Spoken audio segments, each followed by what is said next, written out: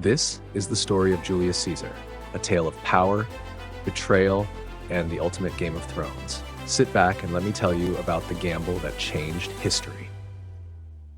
Julius Caesar didn't start as a ruler, he started in the shadows. Born into a lesser noble family, he was just another ambitious Roman. But Caesar had a sharp mind for strategy and an insatiable hunger for power. In the power-hungry world of ancient Rome, Julius Caesar knew he couldn't rise alone. He needed allies, strong ones. Enter Pompey, Rome's greatest general, and Crassus, the wealthiest man in the Republic. Together, they formed the First Triumvirate, a secret pact to dominate Roman politics. But alliances like these are fragile. Each man had his own ambitions, and Caesar had to balance their interests carefully. This wasn't just about friendship, it was about coalition building, a classic game theory principle. By forming this alliance, each gained power they couldn't achieve alone, but they all kept a wary eye on each other. Caesar, ever the strategist, subtly manipulated the balance of power, ensuring he remained at the center, pulling the strings. The tension within the triumvirate was always high, with each man wondering who might betray the others first.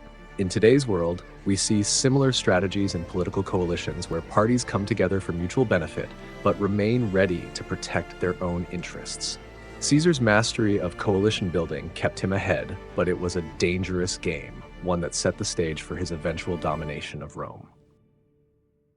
Picture this. Julius Caesar, one of history's most brilliant minds, finds himself in a situation that seems utterly hopeless. He's deep in enemy territory, surrounded by the vast armies of the Gauls, led by the formidable Vercingetorix. Inside the fortress city of Alesia, Vercingetorix is holed up with tens of thousands of warriors, and outside even more Gallic reinforcements are closing in, ready to crush Caesar's forces. It's a classic no-win scenario. Caesar's men are exhausted, their supplies are running low, and they're vastly outnumbered. If he retreats, he loses everything: the campaign, his reputation, and possibly his life. But if he stays, he risks being overwhelmed from both inside and outside the fortress. This is the kind of situation that would break most commanders, but not Caesar. Faced with the impossible, Caesar did the unthinkable. He devised a strategy so daring, so ingenious, that it defied all logic. Instead of focusing on a single enemy, he decided to take on both at once, by trapping them in a vice of his own making. Caesar ordered his men to build not one, but two massive walls. The first wall encircled Alesia, sealing Vercingetorix and his men inside. They were now cut off from supplies and any chance of escape. But Caesar knew this wasn't enough. Outside the walls, the Gallic reinforcements were still a looming threat. So he built a second wall, facing outward, creating a fortress around his own army. Now, Caesar had flipped the script. The Gauls inside Alesia were trapped, slowly starving, their morale breaking. The reinforcements outside, though strong in numbers, couldn't break through Caesar's double fortifications. Caesar had turned his impossible situation into a strategic masterpiece. This was no longer just a siege, it was a psychological battle. Inside, Vercingetorix's men were crumbling under the pressure of starvation and hopelessness. Outside, the Gallic reinforcements grew increasingly desperate as they watched their chance to save Alesia slip away. Caesar had them both exactly where he wanted them. In game theory, Caesar's approach is what's known as a dominant strategy. He chose a plan that guaranteed him the best possible outcome, no matter what his enemies did. He had created a situation where neither the Gauls inside Alesia nor the reinforcements outside could make a move without sealing their own fate. This was a textbook example of a Nash equilibrium. Every player stuck, unable to change their strategy without making things worse. The tension reached its peak when the Gauls launched a final, desperate assault, attacking Caesar's walls from both sides. But Caesar was ready. His men stood firm, repelling the attack with a ferocity that broke the Gauls' spirit. Vercingetorix, realizing he had been outplayed at every turn, surrendered. The Siege of Alesia wasn't just a victory, it was Caesar's crowning achievement in strategy. He didn't just survive an impossible situation, he turned it into a triumph that would cement his place in history. Caesar had outmaneuvered his enemies in every possible way, using their own strength against them. Even today, Caesar's tactics at Alesia are studied as the ultimate example of how to turn the tables in a seemingly impossible situation. It was a move that showed why Caesar was not just a military leader, but a master strategist, capable of transforming the most dire circumstances into a victory for the ages. It's 49 BC, and Julius Caesar is at the height of his power.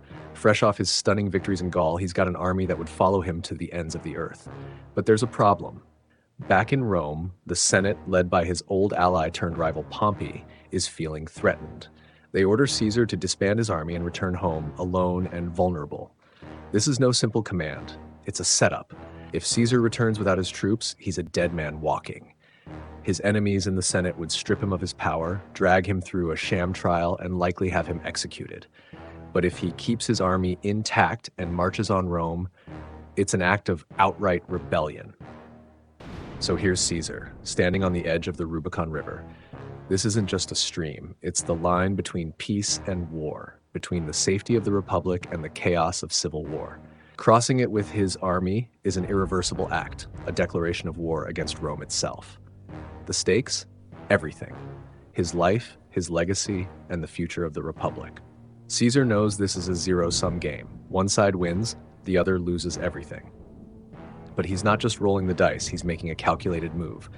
By crossing the Rubicon, he's forcing Pompey and the Senate into a corner, daring them to stop him. He's making a commitment that there's no turning back from.